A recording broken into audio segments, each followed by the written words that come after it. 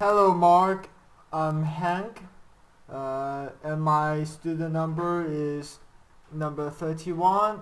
And I'm going to start reading the, the article. The article is called Dare to Disagree by Margaret Heffernan, filmed in June 2012 at TED Global 2012. Okay. In Oxford in the 1950s, there was a fantastic doctor who was very unusual named Alice Stewart. And Alice was unusual partly because, of course, she was a woman, which was pretty rare in the 1950s, and she was brilliant. She was one of the, at the time, the youngest fellow to be elected to the Royal College of Physicians. She was unusual too because she continued to work after she got married, after she had kids, and even after she got divorced and was a single parent. She continued her medical work. And she was unusual because she was really interested in a new science, the emerging field of epidemiology, the study of patterns in disease. But like every scientist, she appreciated that to make her mark, what she needed to do was find a hard problem and solve it. The hard problem that Alice chose was the rising incidence of childhood cancers. Most disease is correlated to the poverty, but in the case of childhood cancers, the children who were dying seemed mostly to come from affluent families. So what she wanted to know could explain this anomaly. Now, Alice had trouble getting funding for her research. In the end, she got just £1,000 from the Lady Tata Memorial Prize, and that means she knew she only had one shot at collecting her data. Now, she had no idea what to look for. This really was a needle in a haystack sort of search. So she asked everything she could think of. Had the children eaten boiled sweets? Had they consumed colored drinks? Did they eat fish and chips? Did they have indoor or outdoor plumbing?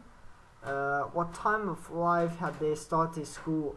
And when her carbon copied questionnaire started to come back, one thing and one thing only jumped out when the statistical clarity of a kind that most scientists can only dream of. By a rate of 2 to 1, the children who had died had one mothers who had been x-rayed when pregnant. Now, that finding flew in the face of conventional wisdom. Conventional wisdom held that everything was safe up to a point to threshold. It flew in the face of conventional wisdom, which was huge enthusiasm for the cool new technology of that age, which was the X-ray machine, and it flew in the face of doctors' idea of themselves, which was as people who helped patients, they didn't harm them. Nevertheless, Alice Stewart rushed to publish her preliminary findings in the Lancet in 1956. People got very excited. There was talk of the Nobel Prize, and Alice really was in big hurry to try to study all the cases of true childhood cancer she could find before they disappeared. In fact, she need not have hurried. It was fully 25 years before the British and American medical establishments abandoned the practice of X-raying pregnant women. The data was out there, it was open, it was freely available, but nobody wanted to know. a week was dying, but nothing changed. Opinions alone can't drive change. So for 25 years, Alice Stewart had a very big fight on her hands. So how did she know that she was right? Well, she had a fantastic model for thinking. She worked with a statistician named George Neal. George Neal, and George was pretty much everything that Alice wasn't. So Alice was very outgoing and sociable, and George was a recluse. Alice was very warm, very empathetic, and with her passions. George frankly preferred numbers to people. But he said this fantastic thing about their working relationship. He said, "My job is to prove Dr. Stewart wrong." He actively sought this confirmation. Different ways for looking at her models, at her statistics, different ways of crunching the data in order to disprove her. He saw his job as creating conflict around her theories, because it was only by not being able to prove that she was wrong that George could give Alice the confidence she needed to know that she was right. It's a fantastic model of collaboration, thinking partners who aren't echo chambers. I wonder how many of us have or dare to have such collaborators. Alice and George were very good at conflict. They saw it as thinking. So what does that kind of constructive conflict require? Well, first of all, it requires that we find people who are very different from ourselves. That means we have to resist the neurobiological drive, which means that we really prefer people mostly like ourselves, and it means we have to seek out people with different backgrounds, different disciplines, different ways of thinking and different experience, and find ways to engage with them. That requires a lot of patience and a lot of energy. And the more I thought about this, the more I think, and then the more I've thought about this, the more I think really that's a kind of love, because you simply won't commit that kind of energy and time if you don't really care. And it also means that we have to be prepared to change our minds. Alice's daughter told me that every time Alice went head to head with a fellow scientist, they made her think and think again. My mother, she said, my mother didn't enjoy a fight, but she was really good at it. So it's one thing to do that in a one-to-one relationship, but it strikes me that the biggest problem we face, many of the biggest disasters that we've experienced, mostly haven't come from individuals. They've come from organizations, some of them bigger than countries, many of them capable of affecting hundreds, thousands, even millions of lives. So how do organizations think? Well, for the most part, they don't. And that isn't because they don't want to. It's really because they can't. And they can't because the people inside of them are too afraid of conflict. In surveys of European and American executives, fully 85% of them acknowledged that they had issues of concerns at work that they were afraid to raise, afraid of the conflict that would provoke, afraid to get embroiled in arguments that they did not know how to manage, and felt that they were bound to lose.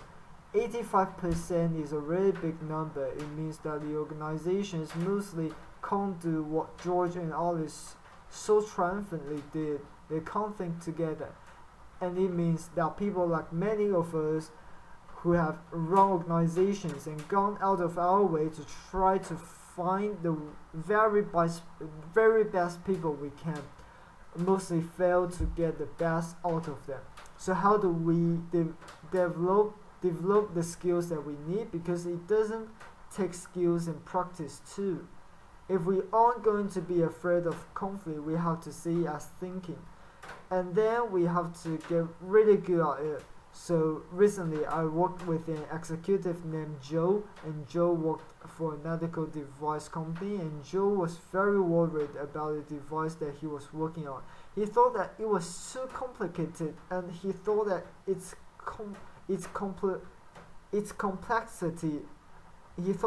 complexity created margins of error that could really hurt people. He was afraid of doing damage to the patients he was trying to help, but when he looked around his organization, nobody else seemed to be at all worried, so he didn't really want to say anything. After all, maybe they knew something he didn't, maybe he looked stupid, but he kept worrying about it. And he worried about it so much that he got to a point where he thought the only thing he could do was leave a job he loved.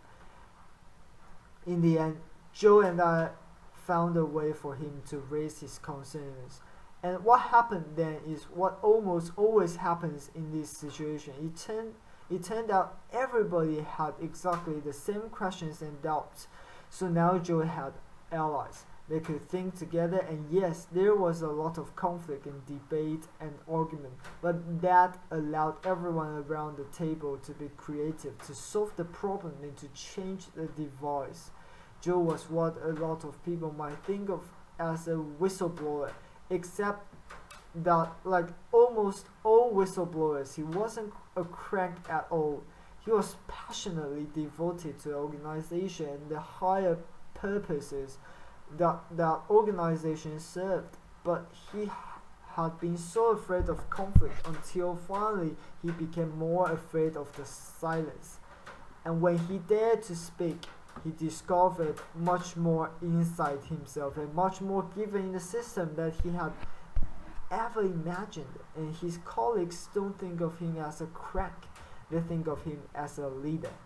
So how do we have these conversations more easily and more often? Well, the University of Delft requires that its PhD students have to submit 5 statements that they are prepared to defend. It doesn't really matter what the statements are about. What matters is that the candidates are willing and able to stand up to authority. I think it's a fantastic system, and I think leaving it to PhD candidates is far too few people and way too late in life.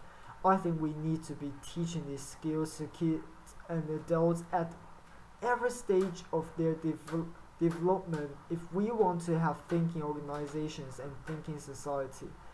The fact is that most of the biggest catastrophes that we've witnessed rarely come from information that is secret or hidden. It comes from information that is freely available and out there, but we are willfully blind to it because we don't want to handle the conflict that is provoked. But when we dare to break our silence, or when we dare to see and we create conflict, we enable ourselves and the people around us to do our very best thinking.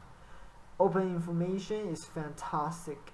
Open networks are essential, but the truth won't set us free until we develop the skills and the habit and the talent and the moral courage to use it. Openness isn't the end, it's the beginning. Applause.